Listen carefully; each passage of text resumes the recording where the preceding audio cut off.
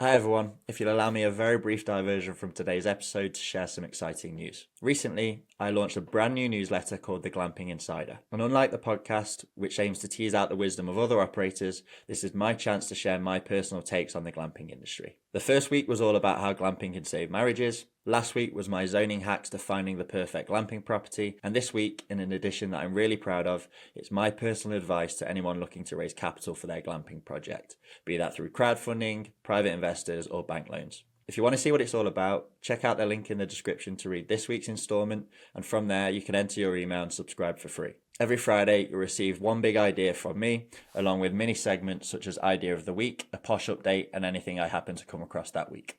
After 4 years in the industry, I'd like to think I've picked up some lessons that are worth sharing, so I'm really excited to start sharing that with you every Friday morning. Again, if you want to check out this week's edition, check out the link in the description and enter your email to subscribe to receive your weekly dose of glamping goodness every Friday. Back to the episode.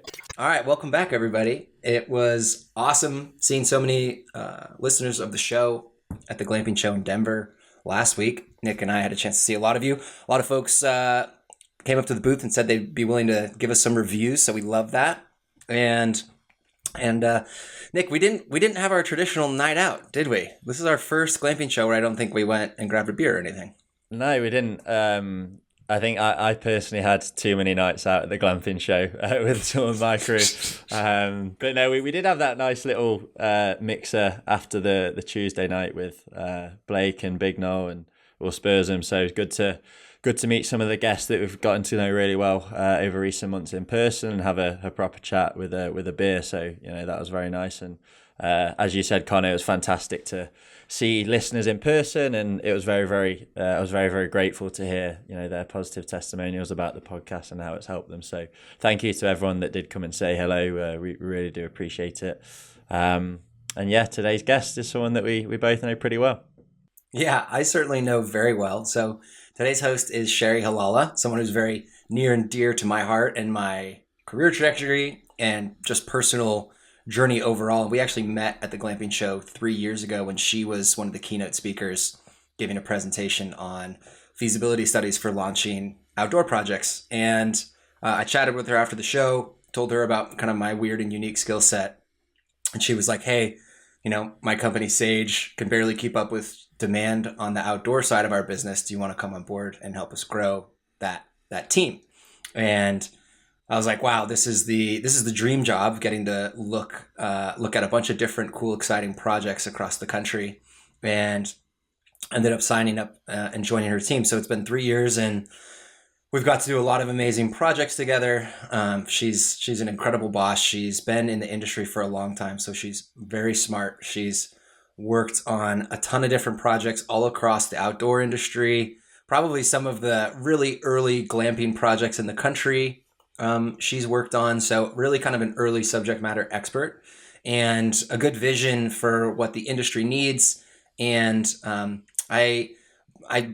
we'll kind of dive into the data, but basically she had the foresight to want to invest in our database in the glamping industry, which has been a great choice and provided a lot of really powerful insights for us and our customers, and some free tools that we've tried to turn over to entrepreneurs in the space to give them some free insights. So yeah, that's Shari. She's awesome and she's fun and funny, and look forward to having her on.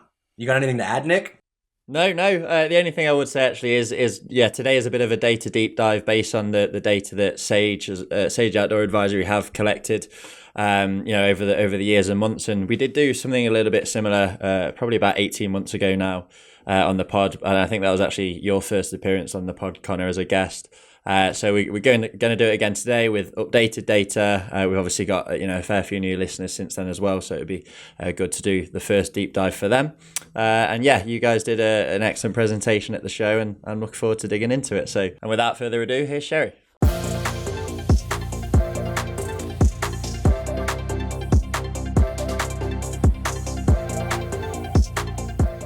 Shari, welcome to the show. Hi, Connor. Hi, Nick. I'm a big fan. Thanks so much for having me. Well, it was lovely to get to hang out at the Glamping Show last week. How was your Glamping Show? It was awesome. More leads than ever. So many exciting unit types. got to see both of you, got to party a little bit. It was just nonstop learning, networking, and fun. It's the best trade show in the industry. Where did you party, Shari? Where did I party? Yeah. Oh, at our Airbnb. Ah. We got a Sage Outdoor Advisory team, and I think we went into the night, a couple nights, a little bit of work, a little bit of fun, a lot of fun. I hope Luke from Sage was having as much fun on the other nights as he was on the mixer night, because he was down in that whiskey. Yeah. Luke is our man. He keeps us laughing. He's awesome and good at his job. Ruben Martinez, who we've had on the show, is kind of the godfather of glamping and helps run the Glamping Show. As it was like sunset and the party was dwindling, he goes to hand me a huge bottle of whiskey and he goes, you need to make sure all of this gets drank. I go, not me, him. Then hand it over to Luke. And let's just say Luke took his duties very seriously. Oh, yeah. To be fair, Ruben was absolutely battered by that point as well. So I think everyone was enjoying themselves. I certainly was. Yeah. One of the most fun parts about the show is to get to see, one, the service providers who we get to partner with, like you, Nick, and then also to get to see a lot of our clients and hear the updates from their projects. I know we got to hear about a couple cool ones, and we really have a fully loaded chamber of great future guests as well. I think this is the most people we've had, potential guests slotted, and some really cool and exciting people. So even more good stuff to come. But Shari, let's dive into your story and background. We'd love a little bit of intro on you, kind of how and why you got into the industry, and then we can chat a little bit about Sage and then segue to the data from there. Sure. I'll try to make this as fun as possible, talking about commercial real estate. But I've been in commercial real estate my whole life. I studied real estate and finance at the University of Wisconsin, and hailed from Wisconsin as a kid with my favorite kind of childhood memories, like many of us, camping and boating. We used to tent camp and pull our boat right up to the tent and have a whole lot of friends. And it's just my favorite thing to do is still to be outside and near the water. So that didn't lead me directly into the industry, but probably 15 years in to my commercial real estate industry, I was doing appraisal, and the firm I was working for had a campground appraisal. And I had done a lot of hotels at Cushman and Wakefield, and always wanted to do something more interesting. And I raised my hand to do that, and started to do more and more, became kind of the local and national expert, working with a lot of developers and a lot of proposed projects kind of in the mid 2000s. And 2012, I started my own company and really started to dive in to becoming more of an expert in the industry. And where I was first doing appraisals, eventually we started doing feasibility studies.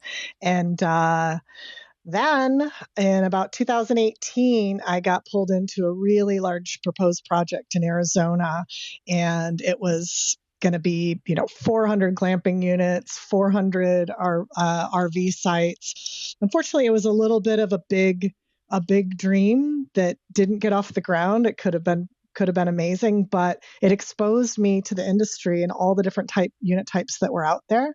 And I said, you know what?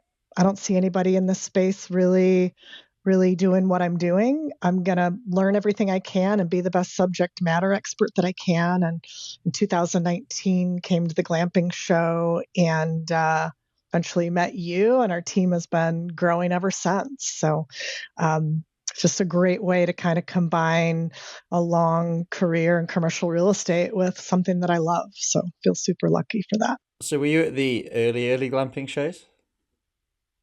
I was at the first one at the Arapahoe County Fairgrounds, not Okay. the one that was in a hotel, I guess, before that. I've heard the first one was in a tiny little hotel. That would have been cool to be part of the first one. But yeah, it's insane how much it's grown. Yeah. Just amazing.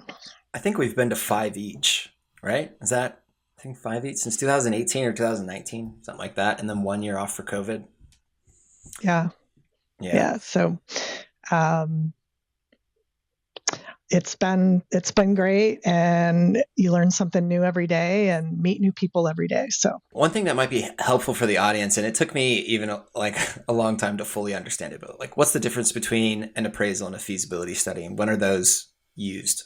that's a great question. Yeah. So the goal of an appraisal is to give you an opinion of market value. Value being the key. What is it worth? Whether it's raw dirt or entitled land, or what's it going to be worth when it's built, or what's it going to be worth when it's stabilized. And so many components in a good appraisal and a detailed appraisal are similar to a feasibility study. You've still got to study supply and demand. You've still got to project revenue and expenses, as well as construction costs. So, and even what the property might be worth at the end of a, say, 10-year holding period. But what's different in a feasibility study is that you're not concluding on value. You're concluding on feasibility and what type of return on your investment you're getting. It just really results in a different metric. And then also in an appraisal, the project is super defined. Here's what it's going to be. The appraiser looks at it and values it the way it is. In a feasibility study, it can be very consultative, where you're looking at a piece of land and helping determine what the best use of it is in terms of an outdoor resort. So those would be the primary differences, the resulting metric, and then whether it's defined or not, although a feasibility study could be on a very defined project. Mm-hmm. And yeah, super fun stuff. Yeah, and the consultation, the consultative piece of feasibility studies, I know the data that we worked on 2 years ago and the update plays a really key role in what we are advising people to do. And, the data isn't the end all be all, but it certainly provides a helpful piece of information to start to guide decisions. So I guess diving a little bit more into that, maybe you could talk about comps, in how you use comps in feasibility studies and appraisals, and how that kind of led to the decision to, really try to gather the data for the whole glamping industry. Sure. Anybody who's tried to do research for a glamping project knows that there's no single website or service to go to figure out who your competitors are, what their rates are, what their occupancy is. And that's something we have to do for every project. So, you open up your browser and Google away and see what happens is kind of where things started, right? And there's a few, obviously booking websites out there, but you've really got to go to them all. And, coming from a hotel background and even every other type of commercial property I've worked on, having better data at your fingertips allows that process to not only go quicker, but also be better.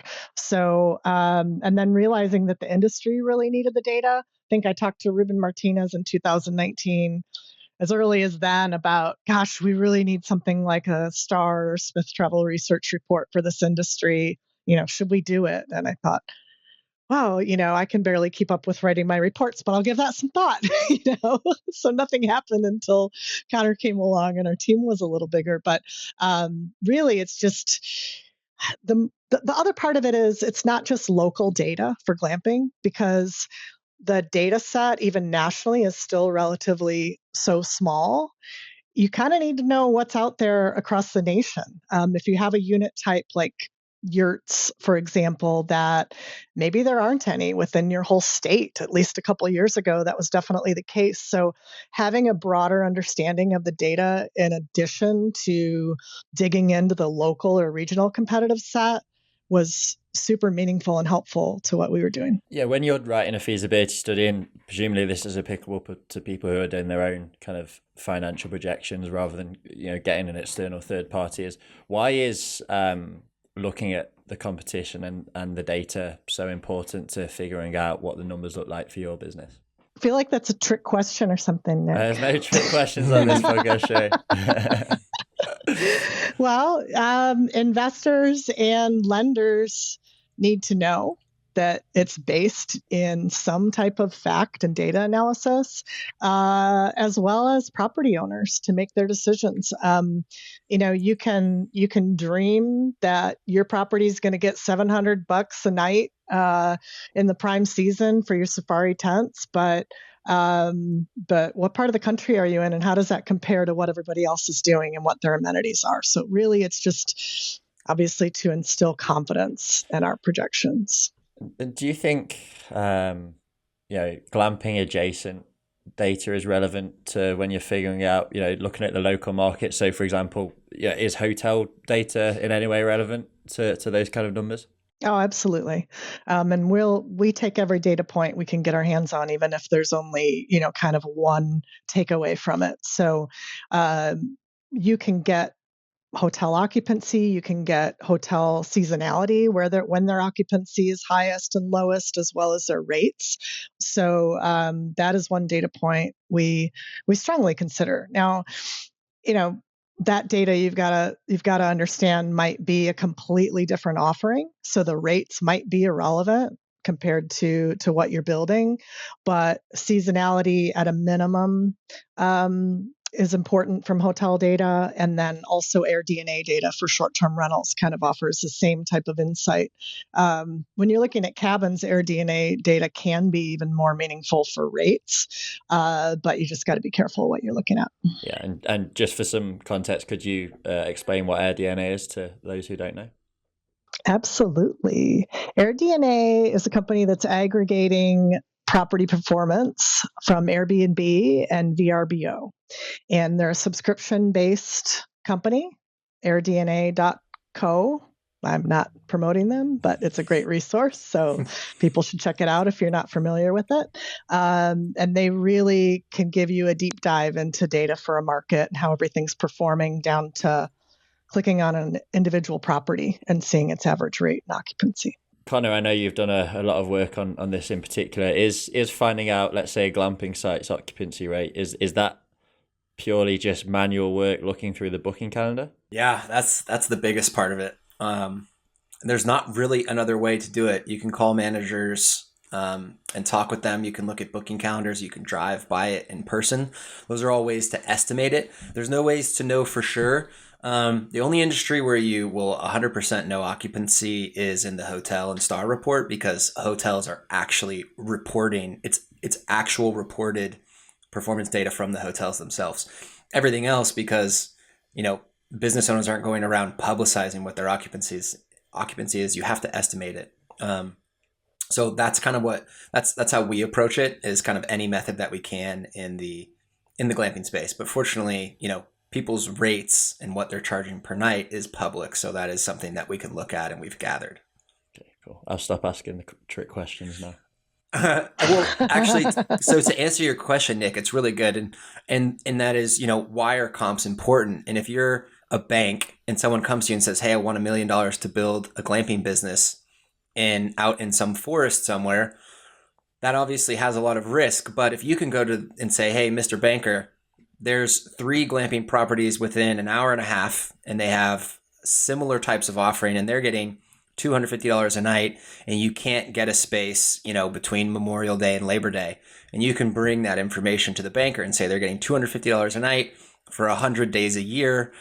If they're doing that, that shows there's an appetite in the market for this type of need and solution, and that's going to give that banker a lot more confidence. And even if you're self-funding, presumably you want to look into that stuff to validate your own idea. You don't want to just, unless you're crazy billionaire who can afford to just throw money at something, presumably you want to take the time to validate your own ideas and make sure that there is a market before you dive in and spend too much money. Yeah. And as Shari was saying, you want to look at everything. You want to look at hotels. You want to look at vacation rentals on Airbnb, glamping competitors, because if the hotels in your area are getting an average of $100, $150 a night, and you're projecting 300, that's a little bit concerning. But if you're in a market where the hotels are averaging 300 and the Airbnbs are averaging 300, it's not a leap to think you might be getting 300 or even a little bit more, obviously, depending on how nice your offering is. But all of that's really important and stuff that the listeners can do on their own and should do.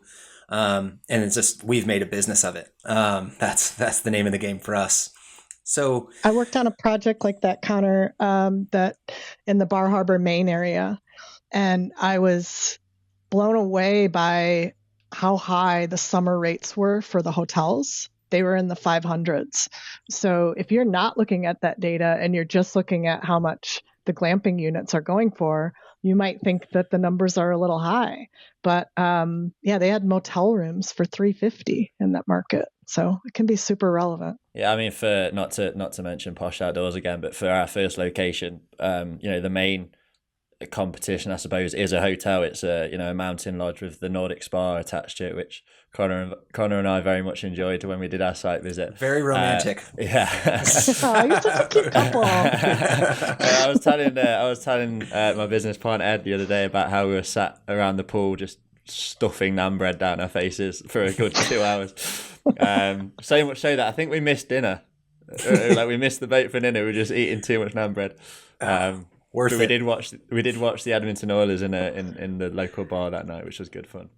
That was fun. Nice. Where was I going? Oh yeah, and we had to look at the hotel data, and it was the most relevant because it was kind of a fairly luxury hotel, fairly high end, and 10 minutes from the glamping location that we're starting. So that was very, very relevant, and thankfully the year round occupancy on that and the daily rates are very, very good, and that was encouraging. And so that in combination with the couple of glamping sites that there are in the area was pretty helpful when we were doing our research as well. So Shari, how do we define glamping at Sage and yeah? Well, we've had a lot of discussions about it internally and externally. So it hasn't fully been defined in the industry, as most people know. I did meet a guy at Walmart yesterday when I was buying this headset that had never heard of glamping. That's getting rarer and rarer these days. So that was unusual, but we didn't get into it at Walmart. So for our purposes and the data that we have been gathering, it's really units with no shared walls and where customers don't have to bring a tent or an RV or their linens. In addition, for tracking our data, we considered what we call professionalized glamping locations. And that's really where they have direct bookings on a business website and they have more than 2 units. So that is not necessarily an industry definition, but we needed to kind of get our arms around it for our purposes so that we can, so people know what our data represents. And so you guys include hard-walled structures, assuming they're not wall-to-wall in your data, right? We do. Cool. Yeah. And I'm glad you do. There are some people who do maintain that glamping is tented structures only, and that's their view. That's fine. But I certainly think the broader definition is definitely right, and I think you guys are pretty much bang on with that. Well, thanks. So, can you tell us about any, how many locations there are, or overall trends of the industry from a broad perspective? I can. And kudos to Connor, by the way, is asking me this question because he has led the data project at our company. This is all just a tool for Connor to show off his data that he's gathered. It's all a conspiracy. Just like Shari, Connor always conveniently asks a question in each episode that somehow leads on to the guest talking about how you provided an amazing feasibility study. He's a lot cleverer than he looks sometimes. Who is my favorite employee that I had for 3 years? Yeah, so our 2024 data is tracking close to 7,400 glamping units in 338 properties. And in terms of growth, that's about close to 12% growth in the last 12 years. So it's measuring a little bit lower than the growth that we've seen in the last 5 years, which is close to 15%. And the last 10 years is similar. We had growth projected over the last 20 years of around 11%. So to talk about that a little bit, if you go back over 20 years, there were very few properties back then, and I'm sure they didn't call them glamping at the time. That kind of goes into the whole hard wall cabin structure definition. But there were we had 41 in the year 2000. So when you look at 11% growth over 20 years, it was very low. Even till 2010, there was only about 68 based on what we're tracking. And seeing a little bit of a dip in the growth rate in the last 2 years, we think can be for a couple of reasons. One is because there's a little bit of a delay between planning and getting new resorts approved and funded and getting them built. But also, we think it might just be a little bit of the whole interest rate impact, and that, even in our studies, a couple of years ago, everything we looked at was just phenomenal in terms of numbers, and now things have a lot tighter margins and not everything is as feasible, so that might be playing into a little bit lower growth. You guys live in the world of interest rates and all that good stuff. Me less so, and I'm curious, asking on behalf of the audience, is why would interest rates affect the growth rate and developers' appetite to develop these glamping sites, and then ultimately why would they affect the numbers? Great question. Two main reasons, in my opinion. The first one is just the cost of debt. So, where your debt payment maybe was 50 grand a year a couple years ago when interest rates were at rock bottom. Don't quote me on the difference, but that payment might be 80, 90 grand today at current rates. And that just most people are not doing this with all cash. It's a lot of small business people looking into getting into glamping and using SBA loans, small business administration loans, where you're putting just 10% down. So it just hugely factors into the viability of being able to cover your debt payments. The second kind of minor impact, which would take a while to explain from a theory perspective, is that higher interest rates also lead to higher capitalization rates. And a capitalization rate is how you convert income into value. So if as interest rates go up, you're not going to get as much value dollar per dollar on your income. So that, like what you could sell it for in 10 years, has even adjusted a little bit. The industry's so hot that we haven't seen huge movement in cap rates and valuations, but it has impacted it some. And with the 12% growth rate in sites units, opening, do you see is that catching up with the demand, or is demand growing at a same rate or a faster rate or a lower rate? Do you have any insights on that at all? Since we aren't reporting on occupancy, it's a little bit hard to get, but we do have data, but it's private, so we don't share it. That's a little bit harder of a question, and I'd be curious what Connor's thoughts are too. But I don't think demand has slowed. I think that more and more people are learning about it, and at a minimum, it's probably still steady. There's just a lot more building, so I think demand is still strong and will continue to be. And there's a number of reasons for that you've talked about on your podcast, but just, people wanting to disconnect and be outside and have that experience. And that guy in the electronics department in Walmart, he clearly hasn't done it yet. So he's going to be a new customer one day. What do you think, Connor? Yeah, my sense from speaking with operators in the industry is that occupancy is down from 2021 to and 2022, where it was kind of historic highs and people couldn't even leave the country on flights and didn't want to stay in traditional hotels for health reasons because of COVID. So I think 23 and 24, the occupancy has dropped, but I think they're still above 2019 numbers before COVID. And I think the biggest thing impacting it in 2023 and 2024 is inflation, and that is lack of discretionary income spending for consumers. So I think that's the biggest thing that might be hurting customer demand from a customer side. But I think every industry is down right now for consumer spending.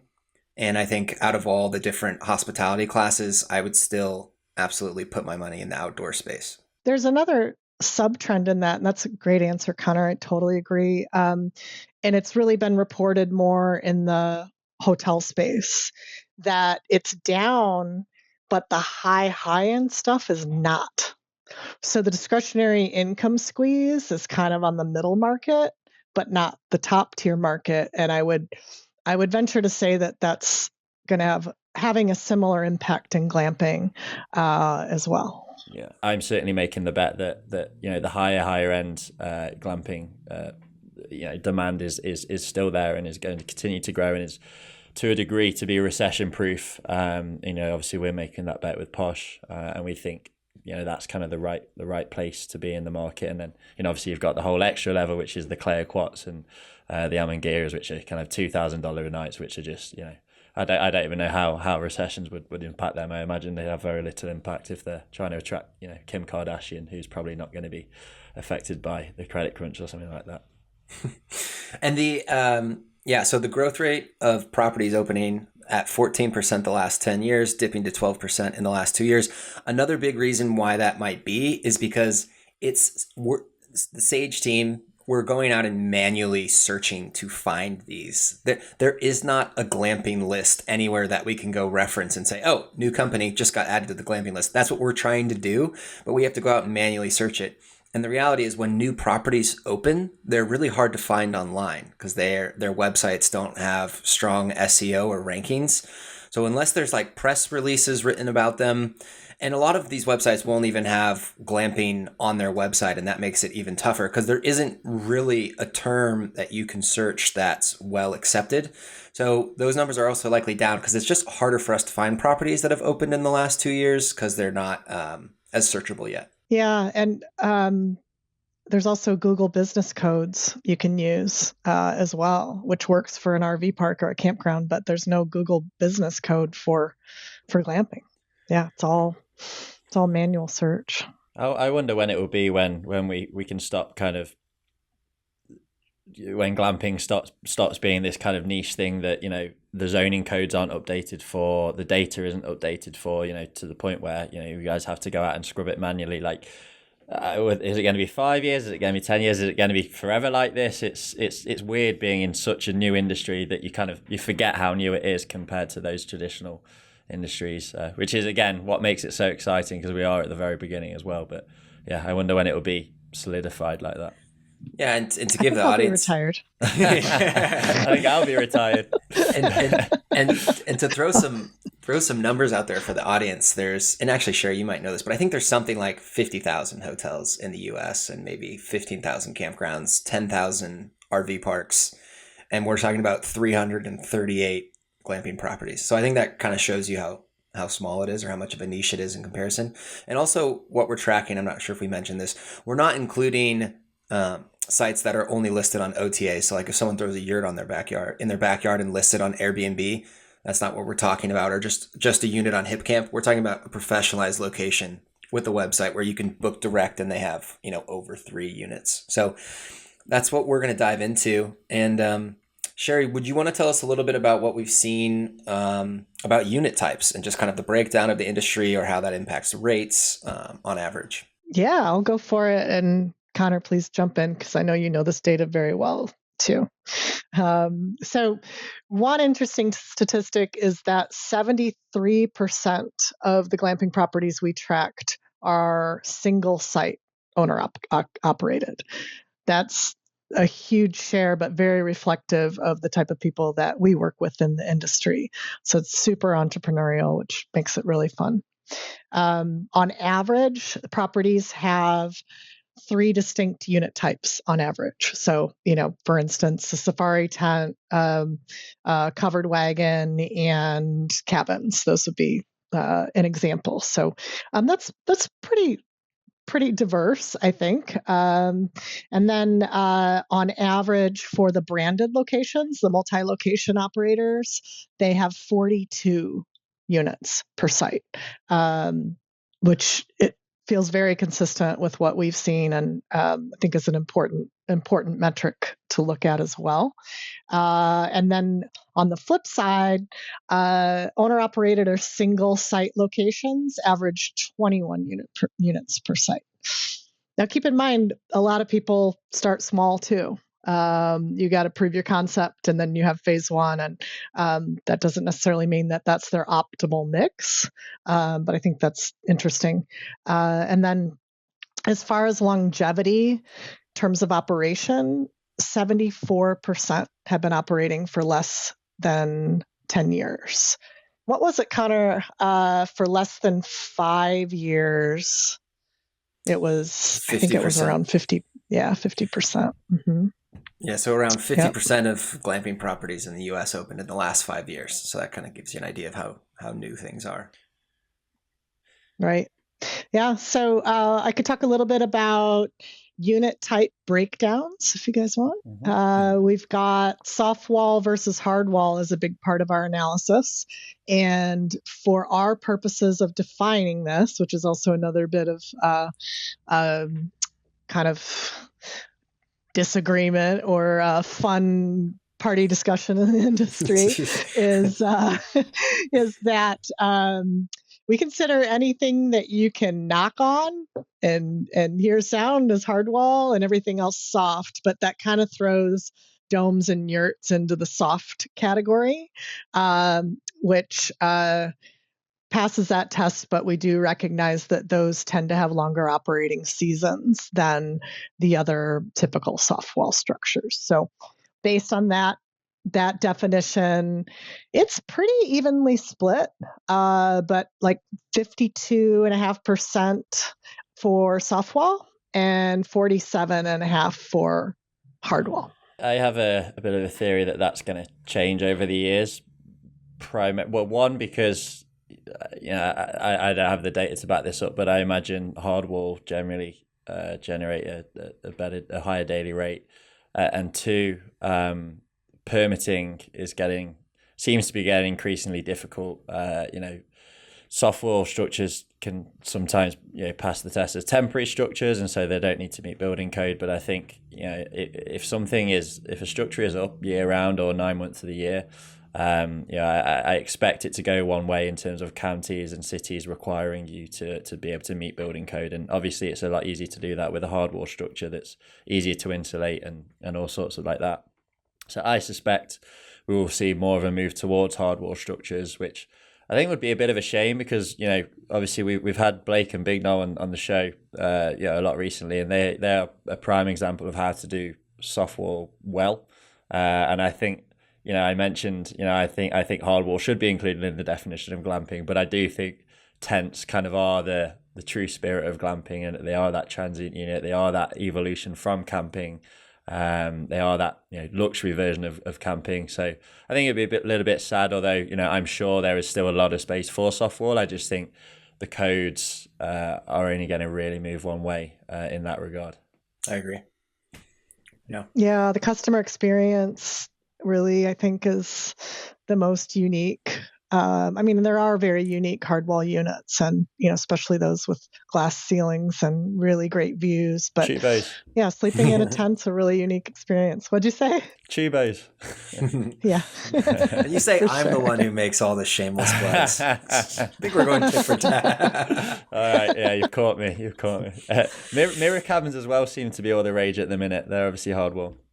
Yeah, I like those. Yeah, they're pretty cool. Shari, do you want to dive into just what's the most popular unit types, and then maybe talk a little bit about average rates that we're seeing for those? Absolutely. So safari tents top the list at about 28% of the units. I think a lot of that is also driven by the fact that major players in the industry, Under Canvas, Collective Retreats, Timberline, they're all using mostly safari tents. And then what we're calling a modern tiny home cabin is, I'm laughing because these things are, such different definitions by everybody, but this is what we're calling it, is very close at 27.5%. And that's just a cabin with modern amenities. It's not a rustic cabin, but it does include park models for our data purposes, because it's a very similar customer experience, whether it's on wheels or stick built. And then after that is a more rustic cabin at 10%. And then a safari tent that's more basic with poles. And then at 8%. And we've got bell tents, airstreams, yurts, teepees, and tree houses down the line, like kind of from 6 down to 2%. So, and I think those type of units are really at more single location operator type locations, and I think there'll be more of a few of those. We've been seeing more treehouse type units in a lot of projects, and the name of the game is to try to be unique, and they really lend towards that unique experience. So, any other insights, Connor, on those? On the treehouse note, it's funny because it's whenever people call and ask us about treehouses, I usually say, every treehouse pretty much has to be unique. Someone can't just ship you a treehouse that you're going to put up, right? Like is the case with a lot of these other units. So it's really difficult to construct. There's a lot of variability in pricing, regulations, and zoning are harder. And while all those things are really challenging, that is certainly probably one of the safest long-term investment, because, you can see in some of these markets, someone throws up a safari tent or a bell tent. It's really easy for a competitor to come in and do that. But it's going to be really difficult for someone to come in and build a treehouse resort for those same exact reasons. So you have a much more defensible position and competitive moat. So just one interesting note on those. And I feel like treehouses as well, kind of, they will always be popular. Like, they are just cool, and they probably harken back to people's, kids would love treehouses, adults would love treehouses because they remind me of being kids. Like, I think. Yeah, they are obviously rarer, but because they're presumably hard to pull off and expensive to build and complicated to build. But completely agree. I think if I could throw up a treehouse tomorrow, I'd absolutely do it. Shari, you're not the biggest fan of treehouses, I feel like, at least when we talked about them in the past, from an ROI perspective. Oh, only an ROI perspective. Would I want to stay in one and have like a rope bridge out to my hot tub up in the trees? Absolutely. Yeah. I think they just got to be in the right market if you're really gonna do it right. But yes, we've shied away from those a little bit. But we've worked on a couple projects too where they've also looked more feasible. So. I love tree houses, Connor. What are you talking about? Yeah. Sorry, I didn't mean to throw you under the bus. All right. So, which of these unit types is making the most money in terms of a nightly revenue? Yeah. So, as you know, Connor, the domes win the race on an average, which is kind of a surprising statistic, at 531 for an average rate. And then safari tents, the timber frame safari tents, are pretty close at 514. So, but what's important to know is, none of this data is perfect. I wouldn't say that you put a dome and a safari tent next to each other in the same location and that they're going to get the same rate. It's really kind of driven by where these domes are and what they're offering. Did you have insights into that, the difference in that metric, Connor? Yeah, it's certainly not the end all be all, and there's a lot that goes into it. I think a couple of the reasons why safari tents have such high rates is because a couple of the best and largest executors and businesses are in that space, being Under Canvas, Collective Retreats, and then Walden, Open Sky. A lot of the really premium brands are using them, which says something, and they're usually going to have really nice units.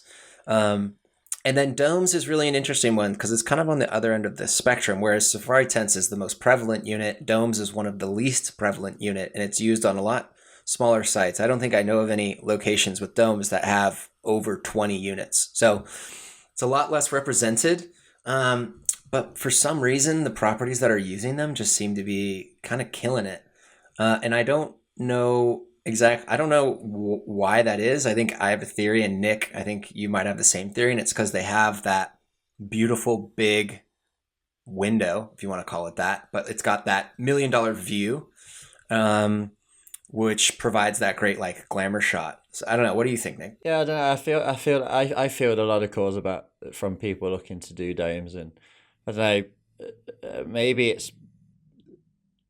I can't imagine there's many people that want to use domes and then have separate bathhouses. I don't know. I feel like it's kind of, you are going to aim a little bit more towards the luxury end of the market if you're going to do domes. Whereas let's say a more basic safari tent, it might be a lot harder to have ensuite bathrooms, and if you do it, maybe it's a composting toilet. Whereas most people that want to do domes, I suppose, want to have that kind of more luxury feel. That's just anecdotally anyway. But yeah, and then obviously they are unique. I think they are losing a little bit of uniqueness with how aware people, people are very much aware of domes now, even if it's not translated into the data of the number of domes that are out there.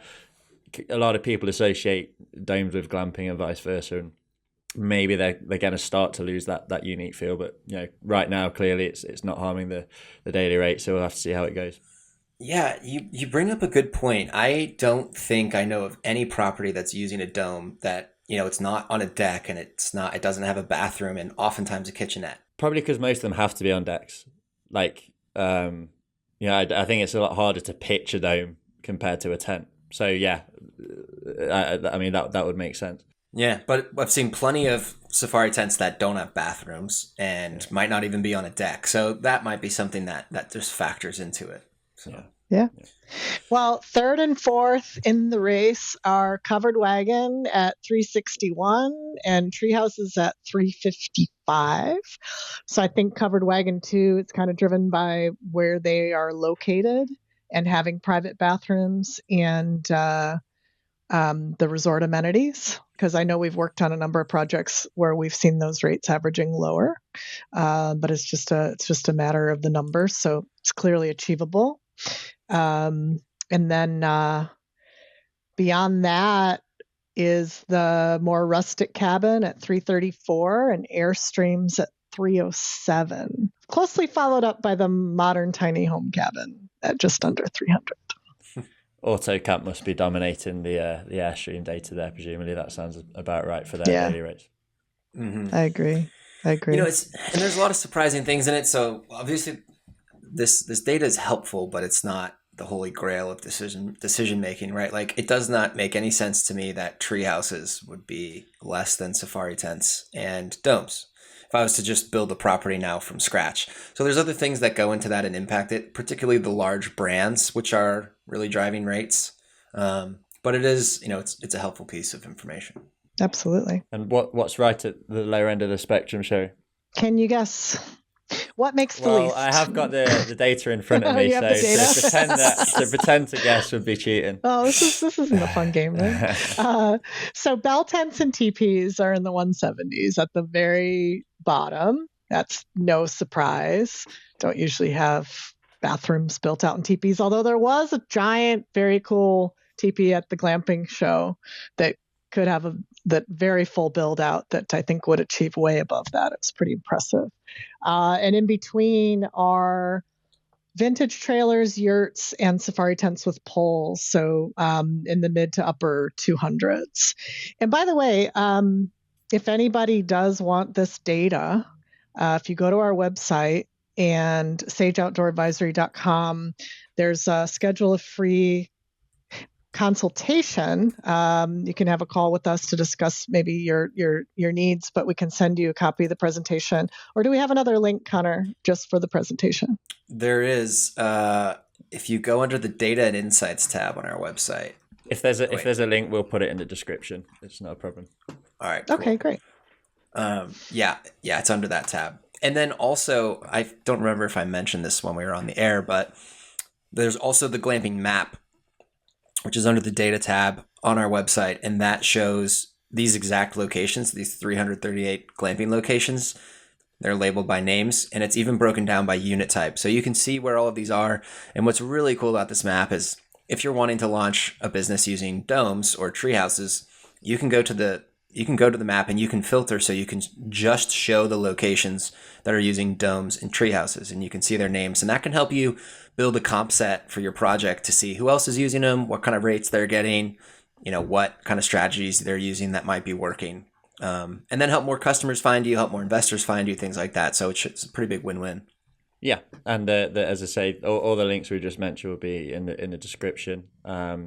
It's also cool just to see the distribution of glamping sites on a map, which doesn't exist anywhere else. Moving on to Connor's favorite subject, which is amenities. Tell us about that, Shari. Amenities, bathrooms.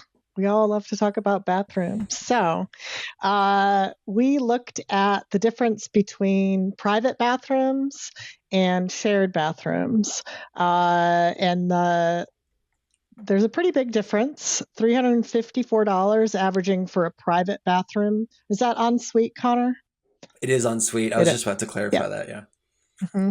And then shared bathrooms, whether you have your own bathroom outside of your unit that's assigned to you or shared, the average rate is $204. So does that mean you can just add a bathroom in your unit and increase your rate by $150? Not necessarily. Most units with bathrooms tend to be higher end in general, and be within resorts that may have other amenities available. But the clear message is that there is a very significant rate premium with ensuite bathrooms. So give it some strong consideration. I don't even think it needs to be explained why that is. Right. Pretty self-explanatory, right? Yeah. But one thing we did dive into a little deeper on that one, because, most cabins, at least the modern tiny home cabins as we defined them, they all have bathrooms, or at least most of them. So we wanted to look at the units where there's more variability in that amenity. So we broke down the data between covered wagons, domes, and safari tents, the wood frame, timber frame safari tents. And for most of them, the difference was even more pronounced. So safari tents had an average of 253 with no bathroom and 541 with a bathroom. Domes, 274 without and 488 with. And then covered wagons, 577 with a bathroom and 206 without. So, you can tell by breaking out those unit types that the difference is even more pronounced when you take out the ones that typically have them. Again, same comment, doesn't mean you're gonna, more than double your rate just by putting the bathroom in, but the data's pretty telling, I think. Yeah, and some easy math for the listeners. The data says you'll make 150 more. Obviously, that I wouldn't take that as exact, but let's say you make $50 more for a unit with a bathroom. After 100 bookings, which presumably would be in most people's in one season, that would be $5,000 extra. Most bathrooms will probably cost, $5,000 to $15,000 to install. So, you're paying that off in the first couple years. So it's kind of easy math. And again, I think if you're gonna open up a very basic glamping site and that's your model, absolutely fine. But I just wouldn't even consider opening a glamping unit without ensuite bathrooms personally. Not everyone would agree, obviously, but I just wouldn't do it. And I think the industry is it's only going to go one way.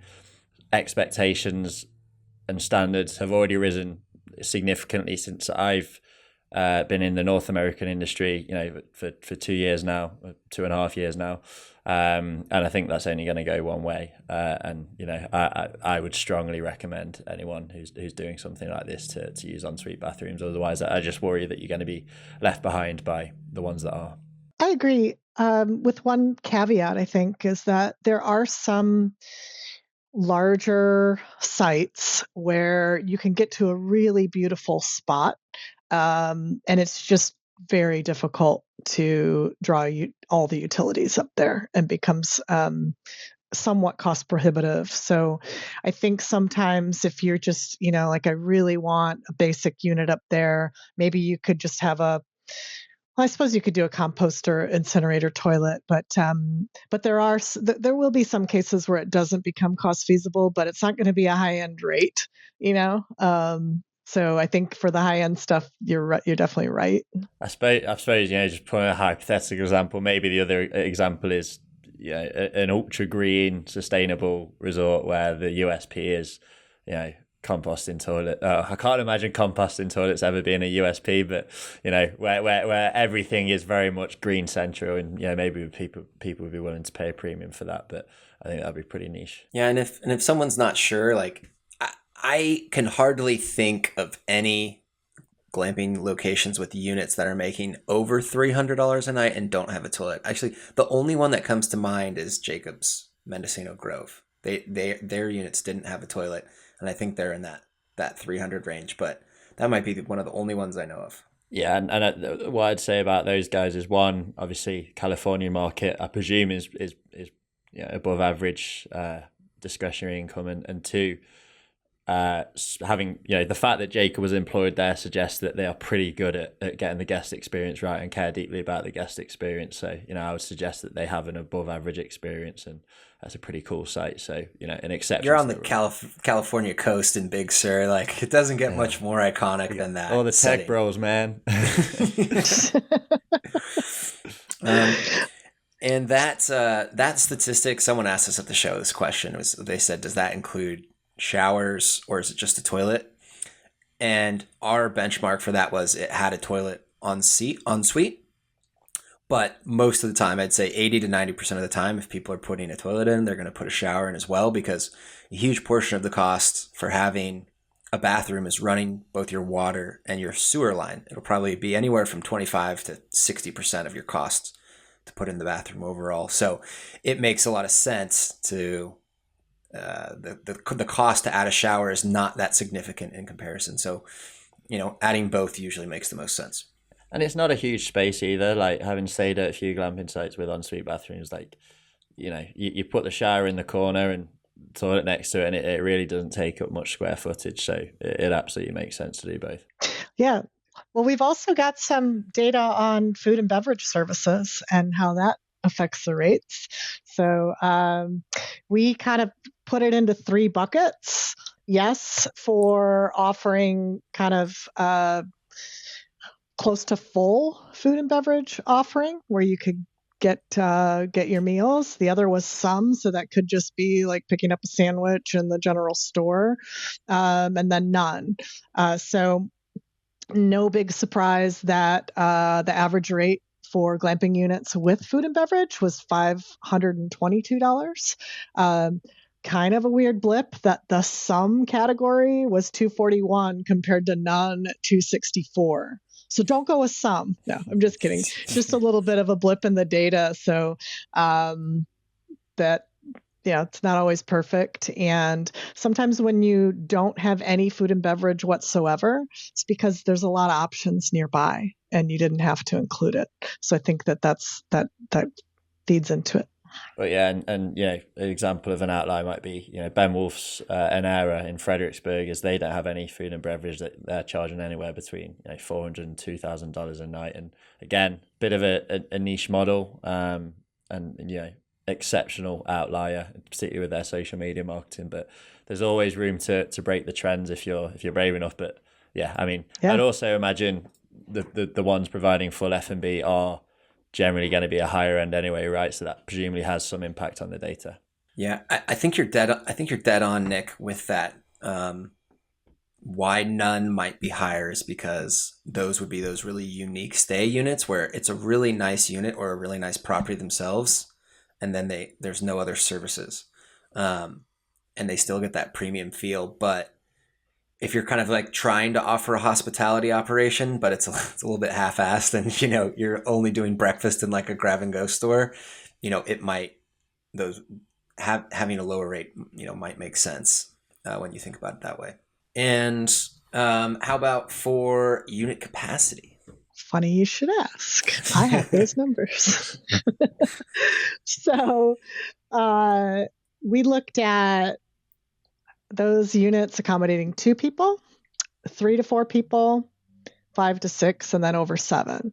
And interestingly enough, 2 people had a higher average rate than 3 to 4. It was at 349, and 3 to 4 was at 304. And one of our reasons we think that might be is because there's a lot of glamping units that are targeted to couples or a romantic stay, and that those tend to be the more premium offerings in the market. So that might be why that number's higher.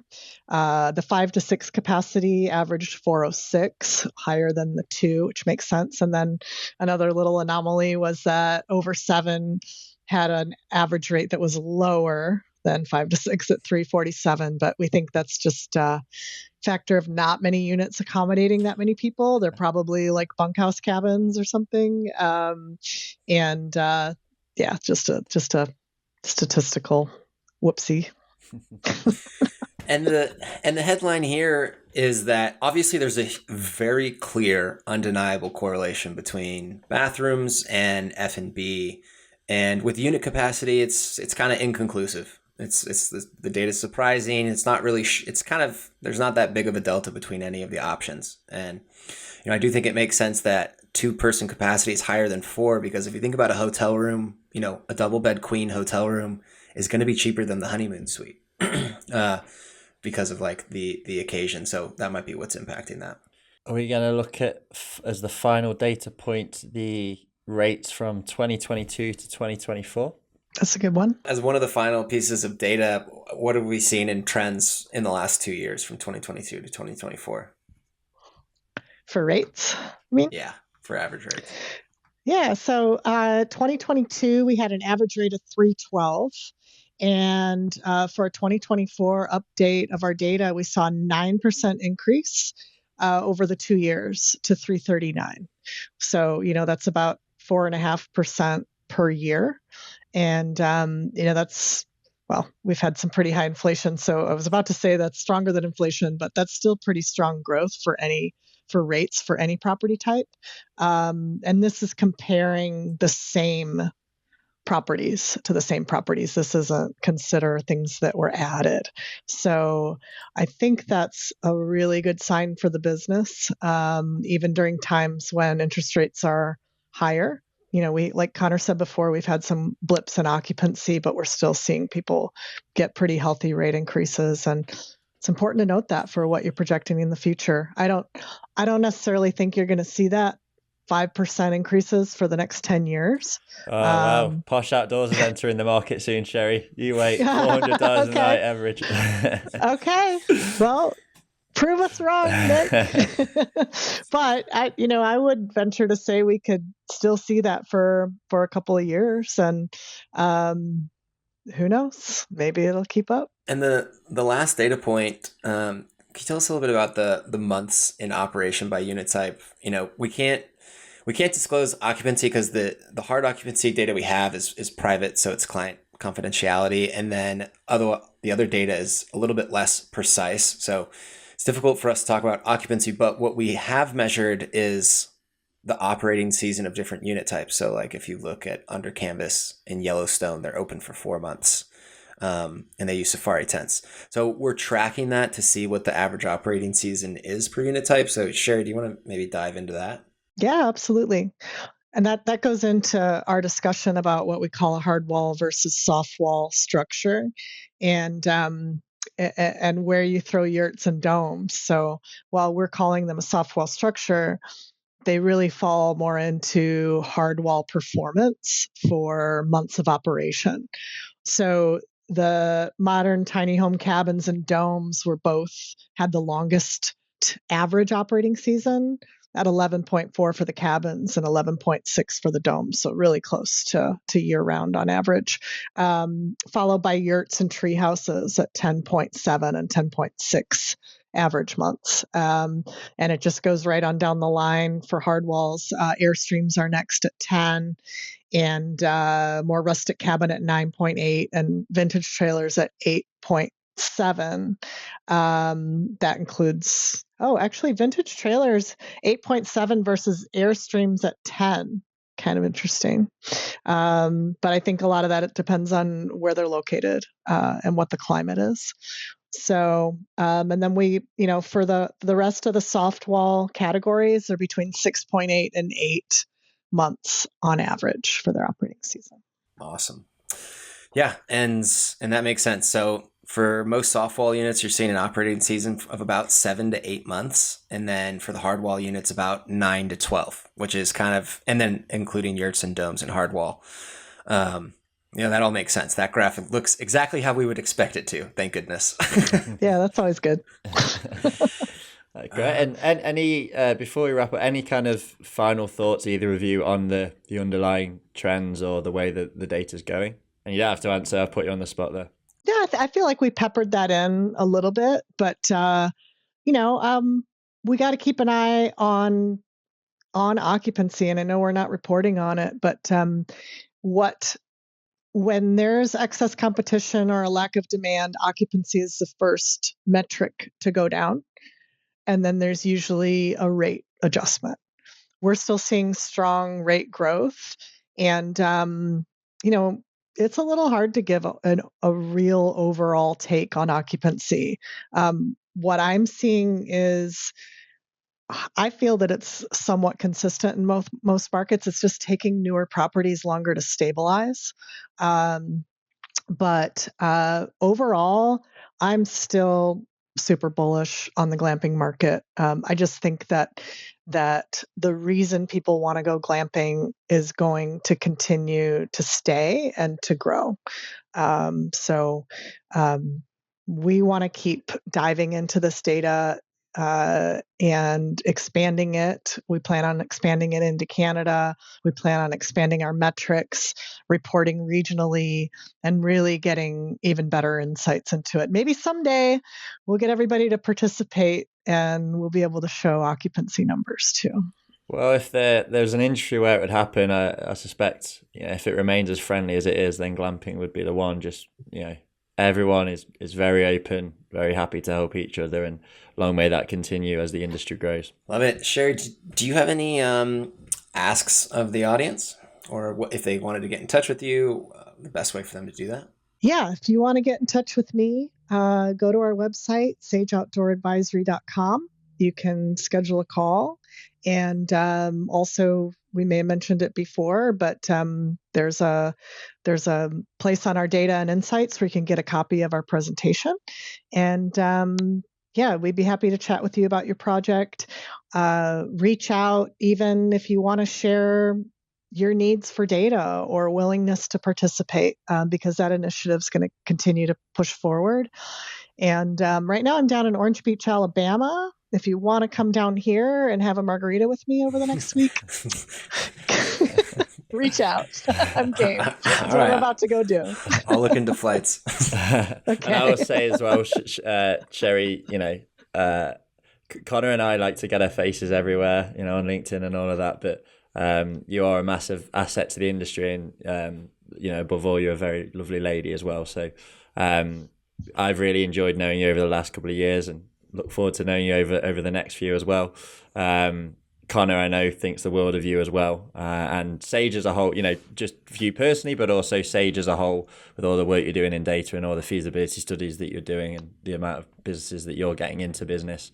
I think, you guys are a massive asset to the industry, and I will direct that at Shari so I don't have to compliment Connor. Well, I'll pile on and say I think few people in this industry have helped as many people get their project off the ground as Shari, and her putting the concentration and investment in the data and making it, a lot of it public so people can use it to take to lenders and take to investors to inspire that confidence for people put their money into these projects is huge, because the biggest hurdle to this industry is money. So, thanks, Shari, for everything that you're doing with Sage and for me personally in my own career journey and giving me this super fun dream job. So thank you very much. You guys are the best. Don't make me cry. Listen, you two are superstars, and you're doing a great job with the podcast. Listen to you guys all the time. Like I said, I'm a big fan. But this has been really fun, and let's do it again sometime. Yeah. Absolutely. Well, all the links are in the description. Do reach out to Sage and inquire about whatever it may be, but in particular feasibility studies, they are excellent. And as I say, they've helped a ton of people get into business. So couldn't recommend them highly enough. But until then, I think that's a wrap. Nick, do British people still say cheerio, like as goodbye? Do people still do that? Yeah, it's kind of not the most modern term, but yeah, cheerio. Maybe that should be well. Do you know when we say it? You know when a football player gets a red card and they get sent off, you'll sing cheerio, cheerio, cheerio. Maybe that's how we need to end the podcast from now. Yeah. All right. Well, cheerio, everybody. Cheerio.